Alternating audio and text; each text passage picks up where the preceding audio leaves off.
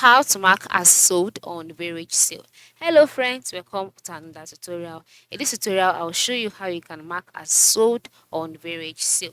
To mark an item as sold on Varagesale, follow the following steps. The first step is to log in into your Varagesale account, just like I have done here. And then once you're logged in, you would see all of your items here from your community. That is the items that have been shared by other members of the community.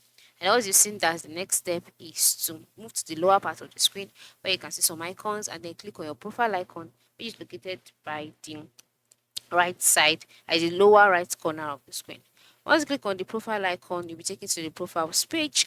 On this page, you see your profile picture, you see your profile name, you see my stuff, my transactions, following, manage my communities, top members progress, my friends, settings, help. So as you can see this, the next step is to click on my stuff.